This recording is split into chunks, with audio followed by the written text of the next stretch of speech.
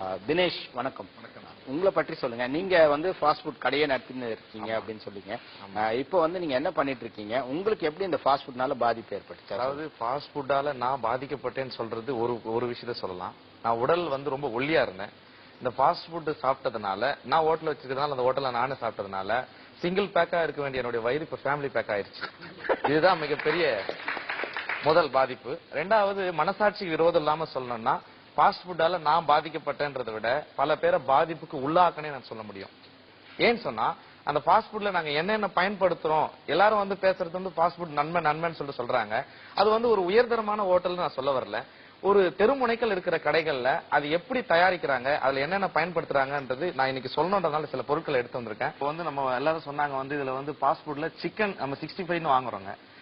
Chicken ரைஸ்ல நம்ம போடுறதுக்கு chicken piece போடுறாங்க பாத்தீங்களா, அது வந்து வெள்ளையா இருக்கிற சிக்கனுக்கு சிகப்பு நிறத்துல ஒரு கலர் வரும். அந்த கலருக்கு வந்து இந்த பவுடர் பயன்படுத்துவோம். இது வந்து ஆரஞ்சு ரெட்னு சொல்லுவாங்க. இது கடைகளை நேரா போய் நீங்க கேட்டீங்கன்னா உங்களுக்கு கொடுக்க மாட்டாங்க. ஏன்னா இதெல்லாம் தடை செய்யப்பட்டிருக்குது.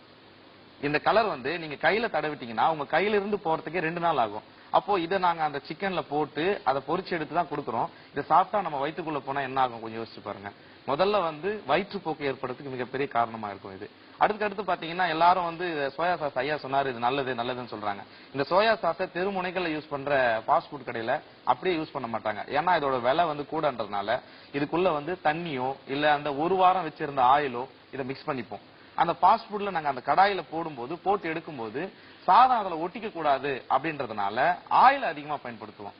எந்த தெருமுனை கடையில பயன்படுத்துற ஃபாஸ்ட் ஃபுட்லயும் ரீஃபைண்ட் சன்ஃபிளவர் ஆயில் எல்லாம் யூஸ் பண்ண மாட்டாங்க.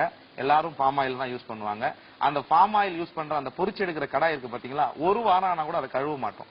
ஏன்னு சொன்னா கழுவிட்டு அந்த ஆயில் போயிடுச்சுன்னா மறுபடியும் கேஸ் அதிகமா செலவாகும் அப்படின்றதுனால எல்லா கடைகளும் இப்படிதான் இருக்கும். இது வந்து ஒரு ஹோட்டல் வச்சிருந்ததுனால நான் இதை சொல்லாம இருக்க விரும்பல. ஏன்னா இருக்கிற உண்மையை நான் சொல்லிடுறேன். இதை உண்மையை வந்து ஃபாஸ்ட் ஃபுட் வந்து நல்லதுன்னு பேசுறாங்க பாத்தீங்களா, இவங்களுக்கு இந்த உண்மை தெரிஞ்சிச்சுன்னா இனிமே நிச்சயம் அவங்க சாப்பிட மாட்டாங்க. நான் அதை நம்புறேன். இதுக்கு அடுத்தது பாத்தீங்கன்னா இதுல ஒயிட் பெப்பர் பயன்படுத்துறோம். இந்த ஒயிட் பெப்பர்ல வந்து வர்றது எல்லாமே டூப்ளிகேட் தான். இதுக்குள்ள வந்து பாத்தீங்கன்னா அரிசி மாவு மிக்ஸ் பண்றாங்க. கோல மாவு இருக்கு இல்லீங்களா, அது ஏன்னா இது ஒயிட் வரதுக்காக அதை மிக்ஸ் பண்ணி தான் கடையிலே விற்கிறாங்க. இது எல்லாருக்கும் தெரிஞ்சிருக்குது. அதுக்கு அடுத்தது அஜினோமோட்டோ வந்து உடம்புக்கு நல்லதுன்னு சொல்றாங்க. சைனா சால்ட்னு சொல்றாங்க. இந்த அஜினோமோட்டோவை கொஞ்சம் எடுத்து நம்ம நாக்குல இங்க வச்சு பாருங்க. வச்சுட்டு கொஞ்ச நேரம் கழிச்சுங்க நாக்கு அந்த இடத்துல மரத்துக்கு மாதிரி ஆயிரும். அதுக்கடுத்து பாத்தீங்கன்னா டிவில நான் ஒரு நிகழ்ச்சியில பாத்திருக்கேன். அஜினோமோட்டோ வந்து ஒன்னும் சுவையான பொருள் அல்ல, நாக்குல இருக்கிற சுவையை தூண்டுகிற ஒரு சுரபியை வந்து அது அதிகப்படுத்துது. அதுதான் அஜினோமோட்டோடைய வேலையை தவிர அது வந்து ஒரு உணவுல சுவையான பொருள் இல்லைன்ற ஒரு செய்தி பதிவா இருக்குது தொலைக்காட்சியில. அதுக்கடுத்து பாத்தீங்கன்னா சில்லி பவுடர் யூஸ் பண்ணுவோம், பிளாக் பெப்பர். இதுல போடுற மசாலாவே இதுதான், salt, black pepper, white pepper, chilli powder, Ajinomoto, salt. இதை போட்டு இந்த சோயா சாஸ் ஊத்தி அதை கிண்டி எடுத்தா ஃப்ரைட் ரைஸ் ரெடி. 5 நிமிஷத்துல 8 ரைஸ் நாங்க அடிப்போம் சார். அது வெந்துச்சோ வேகலையோ அதை பத்தி எங்களுக்கு கவலையே இல்லை. ஒரு ரைஸ் 50 ரூபாய்னா 8 ரைஸ் என்ன ஆகுது, 400 ரூபாய் ஆகுது. 5 நிமிஷத்துல 400 ரூபாய் சம்பாதிக்கணும்ன்றதுதான் தொழில் செய்வதனுடைய நோக்கமே தவிர அது மக்களுக்கு ஆரோக்கியமா இல்லையான்றதை பத்தி யாருமே அங்க கவலைப்படுறதே கிடையாது. இதுதான் உண்மை. அதுக்கு அடுத்து இந்த சாஸ் இருக்கு பாத்தீங்களா, இந்த சில்லி சாஸ் எல்லாம் இதை எடுத்து நீங்க கழட்டி நம்ம மூக்கு கிட்ட வச்சு பார்த்தோம்னா கண்டிப்பா எப்ப ஏற்பட்டவங்களும் முகம் சுளிப்பாங்க. ஏன்னா அந்த அளவுக்கு ஒரு மாதிரியான ஸ்மெல் வரும் அதுக்குள்ள இருந்து.